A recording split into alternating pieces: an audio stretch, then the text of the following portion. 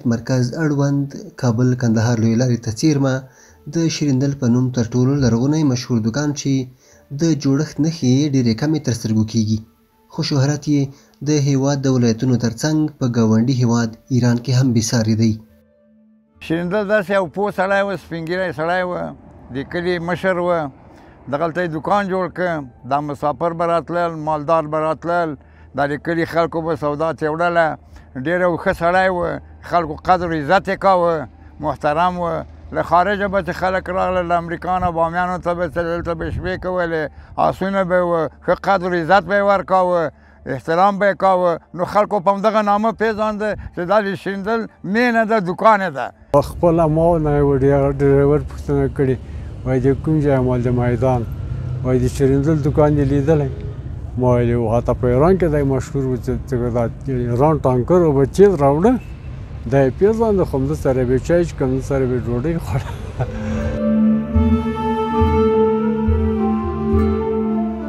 په دې سیمه کې دوه ځایه د لرغونو دوکانونو نښې ښکاري. عام خلک له ډبرو جوړې دې سنګسارۍ ته د شیریندل دوکان نوم اخلي، خو په اصل کې د شیریندل دوکان تر دې لاندې د کابل کندهار پخواني سړک ته څیرمه دی.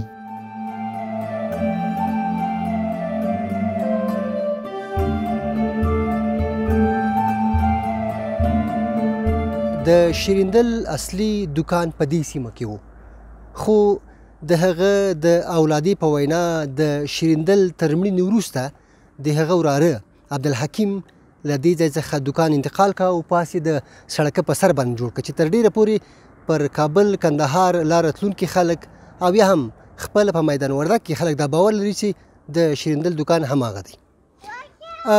د دې ترڅنګ ویل کېږي چې د شیریندل تر مړینې وروسته د هغه وراره د کلونو لپاره هغه دوکان وچلاوه او ګڼ پیرودونکي یې درلودل.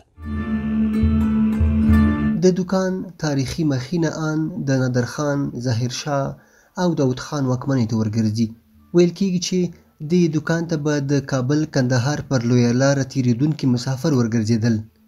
د دمې ترڅنګ به خوړو او چای ته کېناستل او ډیری مسافرو به د دوکان نه څښتن شیریندل سره د شپې هم اړول. خو شیریندل او دوکان یې ولې دومره شهرت وموند؟ په هغه وخت کې دوکانونه ډېر کم و. یګانه دوکان چې په دغه لاین د کابل قندهار و هغه د همدې شیریندل و. او دا د ایران نه به تیز راتله، دا ټانکر به راتله، همدلته به درېده، ته به ډوډۍ موډۍ ورکول او څه دا خوراکه دوکان و هم درلوده. له همدغې وجې به سړی مشهور سو، شیریندل دوکان او د شیریندل دوکان، شیریندل دوکان تر دغه زمانه پورې. دا دوکان کې زه به شوروا به یم پخوله، هګۍ به م وې، زیړ غوړي وه، لتي سماوات وه، وچه میوه وه، تیل به م خرڅول، دا کورونه به تیل هم تېوړله. نو هر شی به چې د ښکلو مشکرات به چې څه سودا به یې ورکوله، که چا پیسې نه درلودې خیر د زوی وه چې پیدا دې کړې بیا یې راولېږه. شیریندل مړ شو او دوکان یې د انقلاب او کورنۍ جګړې پر مهال لوټې لوټې شو، خو موده وروسته یې اولادې دوکان په هوټل بدل کړ او نوم یې ژوندی وساته. په دا د هغه ترقي چې انقلاب وکړ، بیا دوکان یې وران سه، کور یې وران سه، مینه یې ورانه سوه. بیا دغه ځای د مونږ قبلهګاه راجګ سه، دلته دا نوی سړک چې جوړ سه، بیا دلته یې هوټل جوړ کړ. بیا دا هوټل هم په همدغه انقلاب کې و بیا د انقلاب کې د مجاهدینو وخت چې څه بیا د هوټل هم وران سه. د شیریندل او دوکاندارۍ له ړنګېدو یې لسیزې واوښتې.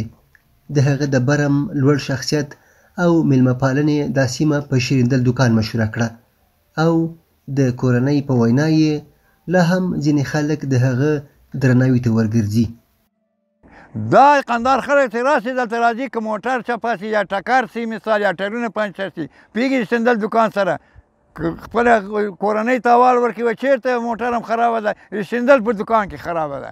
دغه په احترام دا اوس هم موږ ته خلک راځي چې راسي، موږ اوس هم د همغه شیریندل په نامه د خلکو احترام کوو، قدر ورکوو، عزت یې ورکوو، ځکه دغه یو تاریخ یې ډېر ښه وخت تېر کړی. که ښه وخت یې نه وای تېر کړی، دا ځای د هغه په نامه نه یادېده.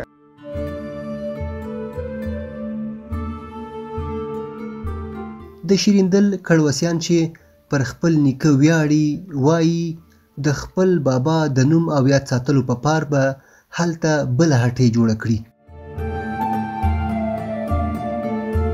د په نامه باندې موږ فخر کوو چې موږ د شیریندل کړوسیان یو یا لمسیان یو که نه، او نو موږ دا وعده کوو ټول مسیان، البته خصوصا خپله دا وعده کوم چې انشاءالله په راتلونکي کې یا په اوسني حالت کې به زه د شیریندل په دکان باندې بل دکان یا هوټل جوړوم، او دا به باید زه بیرته همغه مشهوره حالت ته ورسوم لکه څنګه چې شیریندل رسولی و، او دا زه وعده کوم ځکه چې شیریندل په نامه باندې موږ دلته ډېر فخر کوو.